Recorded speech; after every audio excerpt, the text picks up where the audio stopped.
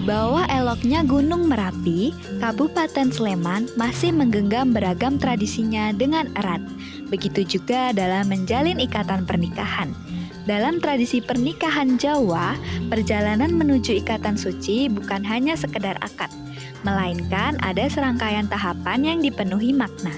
Dimulai dari pra-pernikahan, kemudian memasuki prosesi pernikahan, hingga berlanjut ke tahap pasca pernikahan.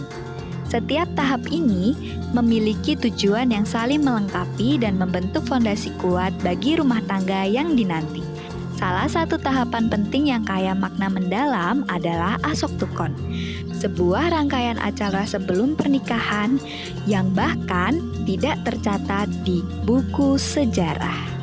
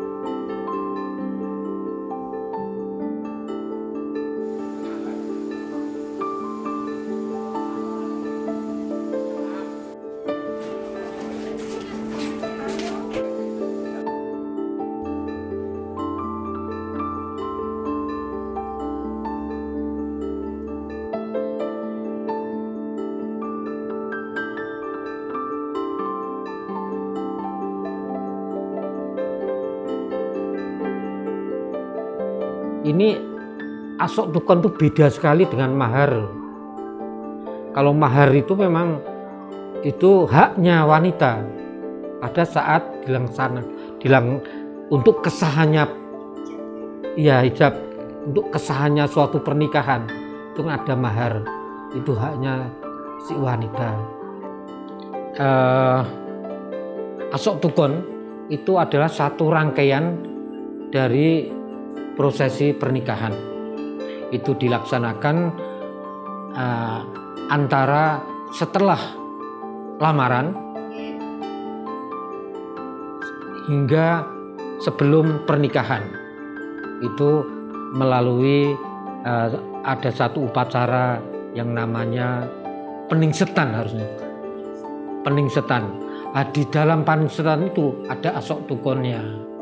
Adapun makna dan tujuan Asok Tukon itu adalah pertama adalah bentuk penghormatan dan ucapan terima kasih dari keluarga, khususnya calon mempelai pria, kepada orang tua calon mempelai wanita. Prosesinya ya rombongan dari pihak keluarga pria itu dari rumah sudah dipersiapkan ubo rampenya, ya, yang disebutkan sudah ditempatkan pada tempat-tempat yang dihias, yang pokoknya yang intinya menarik, tidak ngisi di sini itu ya. Iya. Ubo rampe adalah perlengkapan sesaji yang disiapkan ketika upacara adat dalam tradisi Jawa. Pada prosesi Asok Tukon, ubo rampe memiliki makna simbolis yang mendalam.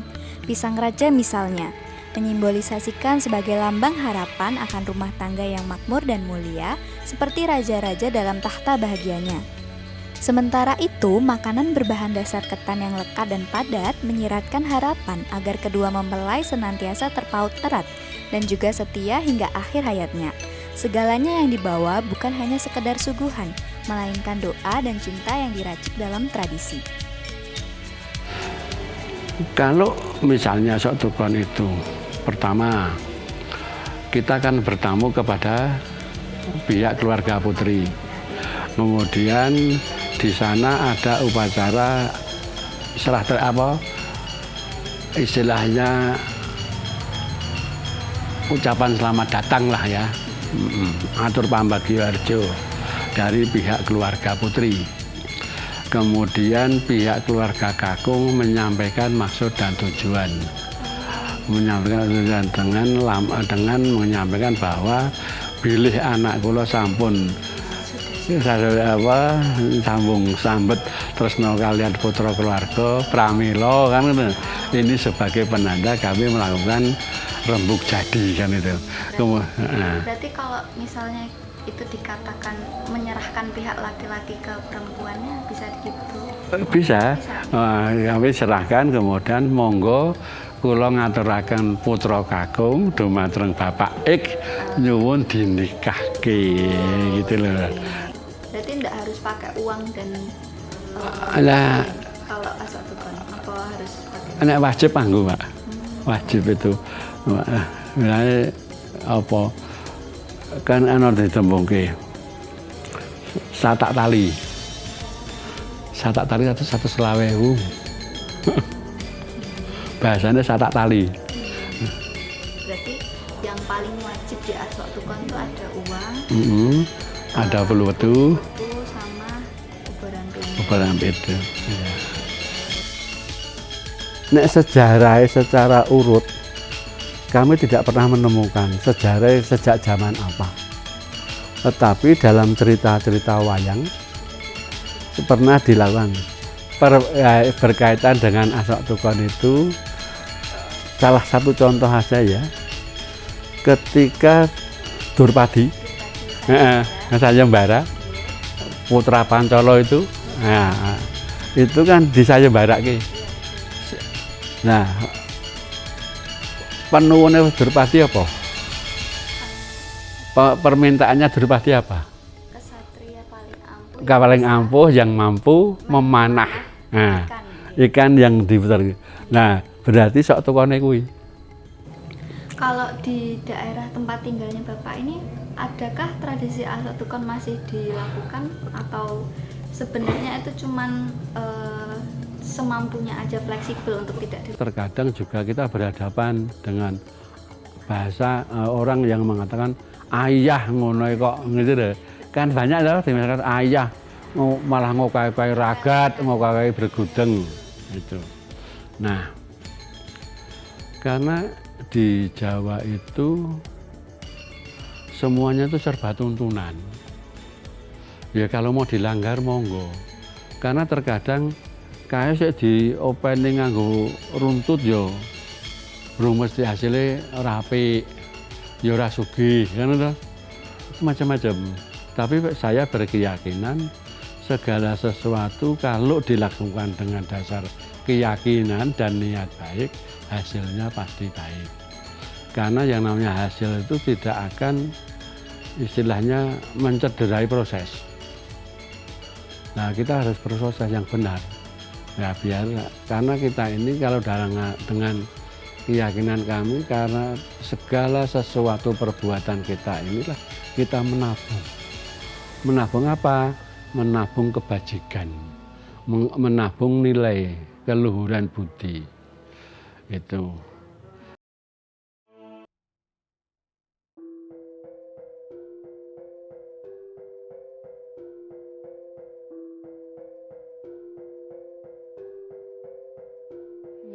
Ya, tentu saja selaras ya, Mbak. Tadi kan menggambarkan tanggung jawabnya pihak keluarga laki-laki kepada perempuan. Nah, itu aplikasinya untuk anak-anak baik yang sudah menikah maupun yang belum menikah, kan dalam segala aspek kehidupannya itu dia harus bertanggung jawab terhadap apapun yang dilakukannya atau tugas kewajibannya itu harus selalu dipertanggungjawabkan dengan baik. Jadi siapapun ya, siswa ya, orang yang sudah nikah, orang dewasa gitu, semua bisa. Kalau nilai khusus kan tadi saya sampaikan itu bisa diambil dari makna ubor rampe yang diserahkan ya, Mbak. Misalnya salah satunya cincin ya. Cincin ini kan maknanya menggambarkan bahwa cinta kedua pengantin ini diharapkan bisa seterusnya selamanya. Seperti itu. Nanti aplikasinya dalam kehidupan sehari-hari ya, siapapun itu harus bisa menjaga atau menjalin hubungan kasih sayang dengan siapapun. Jangan sampai ada terpecah belah, putus di tengah jalan gitu. Jadi seperti itu.